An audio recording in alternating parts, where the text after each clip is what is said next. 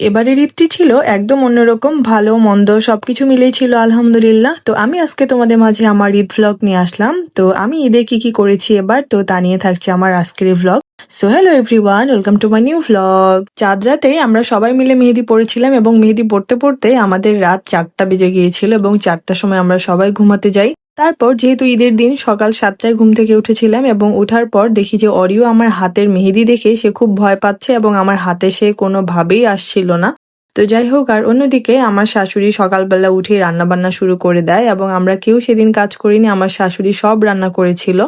তো যাই হোক, সেদিন হচ্ছে পোলাও করা হয়েছিল, তারপর রোস্ট, তারপর ছিল বুটের ডাল, তারপর টিকিয়া ছিল, সালাদ ছিল, গরুর মাংস ছিল সাথে। তো দুপুরবেলা আমরা সবাই মিলে বসে একসাথে খাওয়া দাওয়া শেষ করি এবং খাবারগুলো খেতে অনেক বেশি মজা হয়েছিল। দুপুরবেলা খাওয়া দাওয়া শেষ করে তারপর ভাবলাম যে একটু রেডি হই, যেহেতু ঈদের দিন একটু রেডি না হলে কি হয় বলেন। কিন্তু আকাশের অবস্থা অনেক খারাপ ছিল, বাইরে বৃষ্টি হচ্ছিল।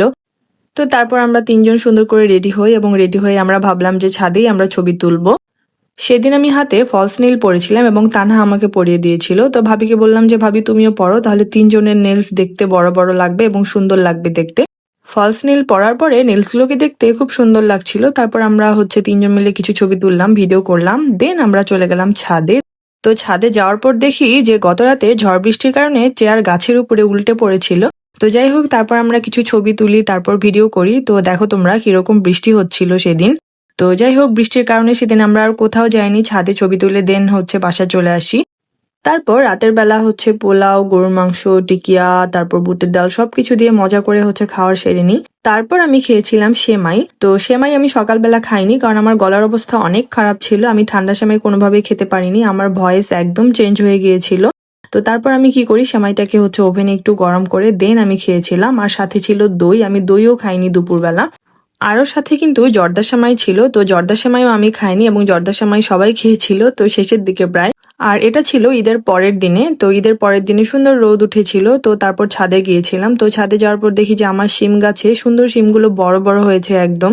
আর পাশেই রয়েছে আমার ক্যাপসিকাম গাছ। তো তোমরা দেখতেই পাচ্ছ যে ক্যাপসিকামটি কত বড় হয়েছে, কিন্তু সমস্যা একটাই যে পাখি এসে ক্যাপসিকাম সব খেয়ে নেয়। এর আগে যত ক্যাপসিকাম হয়েছে সবগুলো তারা খেয়ে ফেলেছে, তো কি আর করার, এটা তাদের রিজিকেই ছিল। আর সেদিন নানু বাসায় আমাদের দাওয়াত ছিল দুপুরবেলা। তো দুপুরবেলা সেদিন নানু বাসায় গিয়ে মজা করে খাওয়া সেরে নিলাম। তারপর সবাই মিলে বসে আমরা গল্প করছিলাম। তো সেদিন আমাদের ফ্যামিলিগত একটা গেট টুগেদার ছিল। তো আমার আব্বু আম্মু, তানহার আব্বু আম্মু, তারপর ভাবির আব্বু আম্মু সবাই এসেছিল। তো সবাই চলে যাওয়ার পর আমরা বসে একটু গল্প করছিলাম, আর ফুপি ছিল সাথে আমাদের। আর অনেকদিন পর আমার সুস্মি আপুর সাথে দেখা হয়, এর কারণে একটু আপুর সাথে ছবি তুললাম, ভিডিও করলাম। আর তারপর সেখান থেকে বাসায় চলে আসি, কারণ তোমাদের ভাইয়ার অনেক জ্বর ছিল। তো সে বাসায় আসার পর ঘুমাচ্ছিল আর আমি একা একা বসেছিলাম। আর ঈদের দ্বিতীয় দিন আমার এভাবেই কেটে যায়। তারপর ঈদের 3 নাম্বার দিনে আমরা গিয়েছিলাম সুখসাগরে। তো তোমাদের ভাইয়া নিজেই বললো যে সে যাবে আজকে বাইরে, তার শরীরটা একটু ভালো। তো এ কারণে আমরা সবাই মিলে রেডি হয়ে গিয়েছিলাম সেদিন। তো যাওয়ার পর দেখি যে লোকজন খুব একটা বেশি ছিল না, ফাঁকাই ছিল মোটামুটি, যেহেতু আমরা হচ্ছে দুপুরের একটু পরপরই সেখানে গিয়েছিলাম।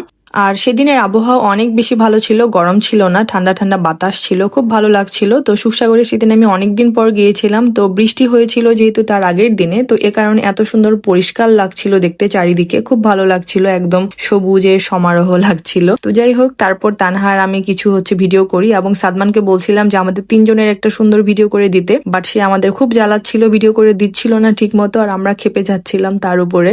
তো যাই হোক, শেষে আমাদের হচ্ছে ভিডিও করা শেষ হয় এবং তারপর দেখি সেখানে প্রচুর গন্ডগোল শুরু হয়ে যায়, কিভাবে জানি মারামারি ঝগড়াঝাটি শুরু হয়ে যায় মানুষের। তো আমি একটু সুন্দর করে চুপ করে ভিডিও করে নিয়েছিলাম। আর এই যে দেখো তানহা আর ভাবি সেটা দেখতে যাচ্ছিল। তো যাই হোক, সেখান থেকে তারপর আমরা রাজবাড়িতে চলে আসি।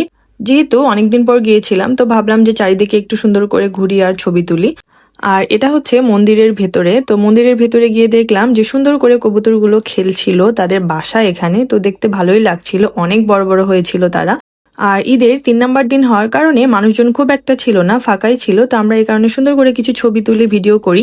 তারপর আমার চোখে পড়লো যে বেশ কিছুদিন আগে প্রাপ্ত সেই প্রাচীন কড়াইটি। তো এই কড়াইটি তারা বাইরে ফেলে রেখে দিয়েছে এবং এখানে দেখলাম যে বৃষ্টির পানি জমেছিল। তো এটা নষ্ট হয়ে গিয়েছে, কারণ এতদিন মাটির নিচে ছিল, সো অবভিয়াসলি এটা নষ্ট হওয়ারই কথা। তারপর সন্ধ্যার মধ্যে আমরা বাসায় চলে আসি, কারণ তোমাদের ভাইয়ের শরীরটা খুব একটা ভালো ছিল না, তার রেস্টের যেহেতু দরকার।